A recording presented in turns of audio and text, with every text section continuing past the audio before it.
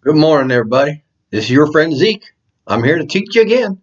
Well, we're continuing in Chapter 11, Section 2. Now, this may take a little while because a lot of things happen in this chapter. So let's get started, shall we? Right away. Well, when America moved west, and I'm talking about over the Appalachian Mountains, and we're going towards the Mississippi River, okay? Well, there was just an awful lot of people that wanted to stay on the East Coast. On the East Coast. Why? Why would you want to stay on the East Coast and not go where the free territory was? Well, it wasn't free, was it? Yeah, you had to pay for some of that, and the government was trying to get people out there to settle out there. Yes, they were. But you see, it's safer on the East Coast because there's lots of people there. And where there's people, there's usually safety. So they felt safe there. When you go west, who's living out there? The Indians. The Indians really want settlers moving out there? No, they don't. No, they don't. No matter how many deals the United States tries to make with them, they still don't want people hunting on their lands because that's where their food is. So would you want somebody moving into your house, moving into your territory? Probably not. Probably not. So there was always that risk that you would take moving out that way that you may never come back again. And that's how it was. There was also another couple of problems that we had going on out there, and that was this. The Mississippi River, which we relied a lot on, farmers to get their pork and their apples and their wheat and things out to the ocean, was controlled mostly by the Spanish. That's right. Yeah, that's right. No matter how many deals we made with the Spanish, they still controlled the lower part and New Orleans of the port of that Mississippi River. And they were making havoc for us. They were. Now, I thought we had that Pinckney Treaty. Well, didn't really matter, did it? Because we have two presidents since that Pinckney Treaty. And now President Jefferson is going to have to deal with them Spanish. Something else is going to happen there, though. Spanish are going to make some kind of a deal, and it's going to be a real fast deal with the French. All right? And what they do is this. Well, around 1800, right when Jefferson was becoming president here, Spain ceded. That word ceded means gave over. Didn't charge no money. Didn't ask for anything in return. Just gave over all this land called the Louisiana Territory to the French. To the French. Wonder why they do that. That's an awful lot of territory. Now, I'm not just talking about what we call today the state of Louisiana. I'm talking about land from the Mississippi all the way out to the Rocky Mountains. That is a lot of land, about 830,000 square miles. That's how much land it is. It takes up, probably about 15 or 16 states that we have today. So now the French have it. While the French had that, there was a very ambitious emperor now named Napoleon. Later on, he'd be called Napoleon the First because it would be the second and the third. And let's just go with the first one. Remember, he was the little guy that stuck his hand in his vest all the time? Rode a big horse, made sure everybody could see him. He is waging war against England, even at this time, and trying to keep everything to himself. And now he has this land in what we call America today, but really isn't, not then. It wasn't America, not that part. And you know what he was thinking on doing there? Building a small little empire. Can you imagine having a French empire right next to the good old US of A? So what was to be done about that? What was to be done about that? There wasn't much we could do at that time. Not yet. Jefferson was fearful that the French would actually set up an empire there, even though he did like the French at one time. But I'm not quite sure he really cared too much about Napoleon. But he had to do something to get that land. So Jefferson feared that Napoleon would take it, So he would send 2 men over to France to make some kind of a deal. What kind of deal? Well, some kind of a deal to get this land, to buy it or do something. Now, really what he wanted, not all that land. He knew we could never afford all that land. It's impossible. But what he did at least want was the control of the Mississippi River and New Orleans and the eastern parts of Florida. Eastern parts of Florida that run underneath Alabama and Louisiana right now. So he wanted those parts of land, and he wanted the port of New Orleans and the lower part of Mississippi. He wanted that control. And that way, at least our economy could grow. Who knows what would have happened to that land out there? We just don't know. And he didn't know. And maybe the French would give it back over to the Spanish later on. That's what they did every couple hundred years or so. So he figured, let's just see what we can get. So what he did was, he would send Robert Livingston, now write these names down, Robert Livingston and James Monroe. Robert Livingston and James Monroe. They're told to go over there and offer up $2 million. $2 million for that Mississippi control, the port of New Orleans, and parts of those eastern Florida territories. Now, before they left, and actually Robert Livingston went first. Monroe would come over a little bit later on. Jefferson told them both, at least go up to about 10 million. If they won't budge on that, you go up to $10 million. That's a lot of money. How much would that be in today's money? Probably about $380 some million. No, not that much. $400 million? No, not that much. 10 million? Probably about $150 million. That's about what would it be? Yeah, somewhere around there. So between 150 and $200 million, $200 million, I'm sorry, he was saying you could spend that much. Now, I hope we don't. 2 million would be enough. 2 million would be enough. So Robert Livingston goes over there, and he is going to meet with the French, but it's going to take an awful long time to have these meetings. These meetings go on for a long time. In the meantime, something's happened a little bit farther south. I'm talking way south now, y'all. You hear me? I'm talking in the islands. Okay? Santo Domingo. Remember we talked about Santo Domingo a long time ago? Christopher Columbus. He was on them islands when he first came over this way in 1492. That was a long time ago. Sure was. Well, the French colony of Santo Domingo, in the Caribbean islands, they had slaves down there, and they were started there by Christopher Columbus. Christopher Columbus had taken them Indians down there and made slaves of them, and then brought Africans over from Africa and had more slaves there. Well, there was an uprising. Yes, there was. There was a revolt against the plantation owners there. And who owned that area? The French. Boy, it seems France getting quite an empire, aren't they? Yes, they are. So there was a revolt that happened there around the year 1800 or so. Around the year 1800.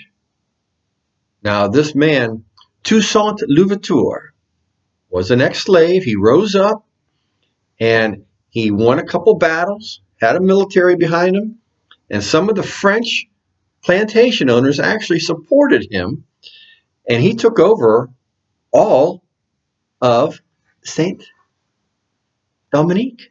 He took it all. Saint Dominique, he took it all. Now, when they would do that, they would want to set up a new government there, and it was under him. It was under him. And what did Napoleon think about that?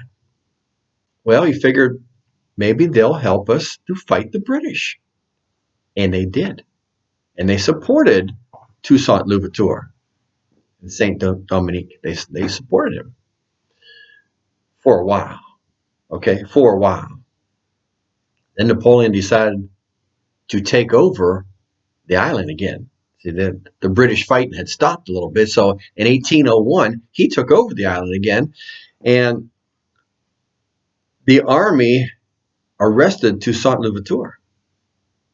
Yes, they put him in jail. Napoleon's troops take over the whole island, and they hold it until about 1804. 1804. And guess what? They start fighting with the British again. They needed their men. And so they just left the island. They left the island. Now, in that meantime, there was a couple different people that would take charge, like Toussaint Louverture. Some became what they called dictators. One even called himself a king. One by one, they kept falling. One by one. The government was not good. They called the island Haiti. They called the island Haiti. Now, it means land of high mountains. It's a beautiful place. It really is. Not very lucky, I'll tell you that. Not very lucky. So many times they had fought over this little land in this island, and many people had taken over, and it wasn't until the 1825 or so that eventually France would just kind of let it be on its own. So they always had some influence in there. And the island of Haiti was actually paying France some of that tribute money. Remember what that meant? Protection money. So eventually Haiti was on its own. And through the years up to the almost 1900s and into the 1900s, there was people that were kings, that were dictators, and eventually a president. After the king became a president. They're not very lucky there. Let me read a few things that have happened to Haiti since 1804. It's one of the poorest developed countries in the world right now. It really is. In recent years, it struggled with problems with near constant political upheavals. The government, totally corrupt. Totally corrupt. They've had severe environmental problems with earthquakes and hurricanes and all kinds of things like that. The people have really struggled there. The United States has helped out a lot. They really have. But the country just hasn't got itself right. They just haven't got themselves right. So, there you have it. The French let it go. They just let it go. All right.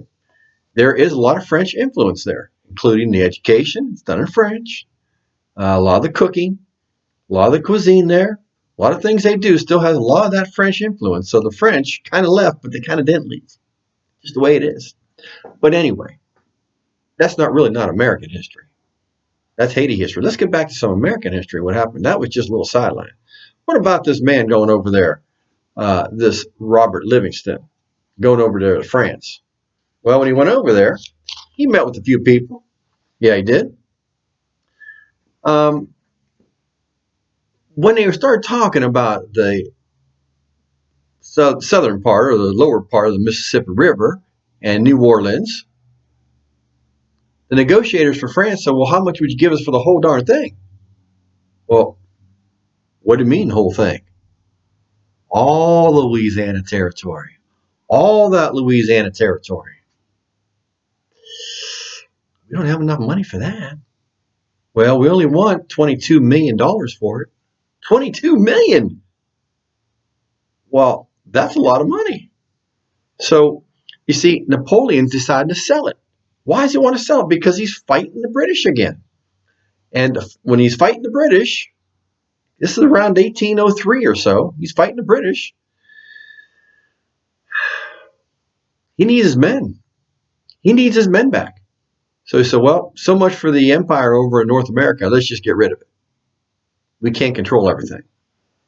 Maybe good on his part, right? So, guess who's going to do some of the negotiating? That's right, Talleyrand. Remember old Talleyrand, Charles Talleyrand? He's still in the game, folks. He's still in the game, but he's not asking for any bribes this time. And he offers Mr. Livingston all of that land if the United States would just pay $22 million. Livingston says, well, we only got $2 million. Well, we can't do that. That's a big difference. That's $20 million difference.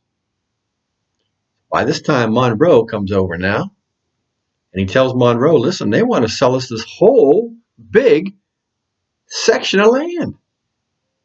It is 830-some thousand acres. No, I'm sorry, square miles, not acres, square miles. That is an awful lot of land. What are we going to do with it? Let's offer him something else. So they offered him the whole $10 million for it. Well, that's only half the price. Half the price. They came down. They said, how about $15 million? We'll call it a day and go have something to eat. $15 million it is, folks. Sold to them boys from the US of A. $15 million. Now, we got a couple problems with that. You see, they were only authorized $10 million. $15 million in them days is about $340 million today. $340 million today. That's only one problem. When they tell the president, how is he going to justify this to Congress? There's another problem that's going to come up. Does the government, through the Constitution, have jurisdiction to actually buy lands off another country? The answer? No, they do not. The president doesn't have that much power, and even the government doesn't have that much power. Doesn't say so in the Constitution about that. Well, how's that going to weigh out? There's going to be some problems. Oh, yes, there is. So, first of all, it took several months to get this deal going. Several months. And by the time they got over to Jefferson, it was July 4th, 1803. July 4th, 1803. And so they met with President Jefferson, and he said, well, boys, how'd the deal go? Well, Mr. President, deal went pretty good. There was a few things that went wrong. Well, what was that? We spent more than we thought we'd have to. Oh, you spent more than the $2 million? Well, yeah, we spent more than $2 million. Did you spend all $10 million? Well, we spent all $10 million, that's for sure, and maybe a little more. It can't be a little more. We don't have any. You weren't even supposed to spend the $10 million. How much did you spend? $15 million. Oh my goodness. Jefferson about hit the floor. Now what's he going to do? You spent all $10 million? Well, we spent $15 million. $15 million? He faced a big problem. That was not given by Congress. Only $2 million was. Jefferson never thought he'd spend all $10 million. Plus an extra $5 million. That's a lot of money. He also was a very strict constructionist when it came to the Constitution. Whatever the Constitution said, that's what he believed was right. And nowhere in the Constitution did it allow federal government money to be spent for new territory purchase from another country. From another country. So the only way out was to pass an amendment. It might take too long. It might just take too long. If you wait too long, his advisors were trying to tell him, then Napoleon's going to offer it to somebody else. Maybe the Spanish. Maybe the Russians. Who knows who could take it? You want to make this deal or not? Well, if we can't pass an amendment, because pass an amendment would mean it would have to go all through Congress and then to every one of the states, and they would have to agree, and then we'd have to get all the paperwork done. By that time, it could be gone, folks. Do you ever want something real bad? And you think, well, I'll just wait a little bit and save up some money. But when you finally do, it's gone. And the sale price is gone. Everything's gone. My pappy always told me, if you want something, boy, then you go ahead and get it now. Worry about paying for it later. Sometimes not the best advice, but a lot of times, made some of my best deals that way. Yes, I did. I made some good deals that way. because I know when people want to sell and I know when I want to buy, and we just make the deal. Well, that's what these boys did over there in France, and Jefferson stuck with it now.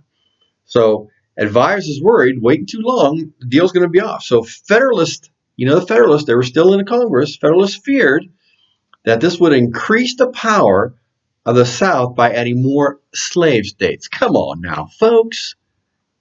It's not all about the slaves. It's about this power in Congress. Most of the Federalists were from the North, and they wanted their way in this here country. They don't want Southerners' way. And most of that territory that had laid in the South, it was farmable. It was territory you could use. Up in the North, there were some cold areas up there, but still very, very valuable. Can't they just work together? So Jefferson figured this. Why don't we just call it a treaty? Why don't we call it a treaty? Now, he puts it in these terms. Let me read this to you here. Put my coffee down here for a second. It's this.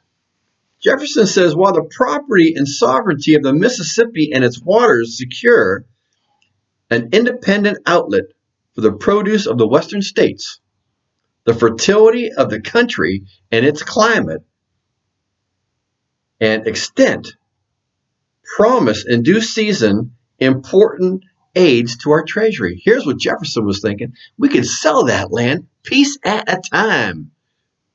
Piece at a time, just like the speculators did. And all that money coming into the national bank, folks. Coming into the national bank. See, Jefferson, not always the sharpest with money, but that was a good idea right there. That was a real good idea. Now, what are the Federalists going to say about that? Well, they make up some cornball kind of thing. And listen how they say this. First of all, they're worried about the South getting more power. And then Southern policies would be in Congress. That's what they're talking about, just Southern policies. That means no factories or northern ways down south. They don't need that anyway, folks. They don't need that anyway. Federalist newspapers cried out against all this, and they said, if the $15 million purchase price were to be stacked up in silver dollars, now that's silly right there, there would be 3 miles high. Whoop-de-doo. Whoop-de-doo. Who's going to stack up silver dollars 3 miles high? Come on. That doesn't make sense. It would take 25 ships to transport all this silver over to France. Now, you think we're going to give it all to them all at one time? No, we're not. And that doesn't make sense neither. The idea of so much new and open territory excited the people of the United States, and they were all for it. They were all for it. It passed. It passed. As a treaty. As a treaty, it passed. Okay, so they got around that. Isn't that something how government can get around things when they really want to? They can just call something else, and before you know it, boom, it's good. It's good to go. So in the Constitution, it does talk that we are not allowed to buy territory off of other countries. Well, we've acquired an awful lot of things, but it wasn't all through just a purchase price. There was always a treaty made. We acquired it through conquest. However it was, that's how we got it. Okay, so the treaty passed and doubled the size of the United States. Doubled, okay? Here's part here. Oh, here's part over here now. All of a sudden, the United States went from the eastern side, where the Atlantic Ocean is, all the way over to where the Rocky Mountains are. That's a long ways. Does Spain still own some of that land that was around that area? Yes, down over on this side, they sure did. But we owned a lot now, a lot of land. October 31st, 1803, it was official. We doubled the size of the U.S. of A. Isn't that something? We doubled the size. Now, I want you to listen to something, because John Marshall, who is Jefferson's cousin, remember that? He wrote something in 1823. He said, if that would have went to the Supreme Court, he said, I would have definitely just approved it.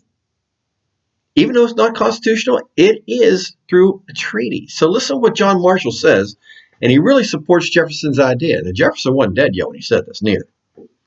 John Marshall said the Constitution confers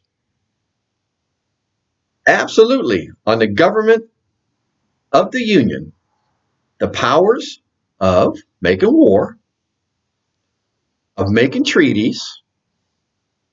Consequently, that government possesses the power of acquiring land or territory either by conquest or by treaty. Either we fight for it and take it, or we just sign a treaty. That gets around everything, doesn't it? It got around the Constitution. It sure did. Sure did. So, isn't that interesting? Isn't that interesting how we would do something like that? Well, we got it. We doubled the size of US of A, and now what are we going to do with all that land? There's got to be a plan. And there is going to be a plan. Oh, yes, Mr. Jefferson is all excited about this. He really is. And what he's going to do is he's going to explore that territory and find out more about it. It's like a brand new area that we've never ever been into. And who knows what's out there? We don't know what's out there. Nobody never been out there. There's Indians out there. He likes Indians. He's interested. But there's real treasure out there, maybe. Or tragedy. We don't know. But all we do know, it's ours now. So when we come back, we're going to take a little trip. And I'm going to tell you all about the idea of Lewis and Clark. We'll see y'all then.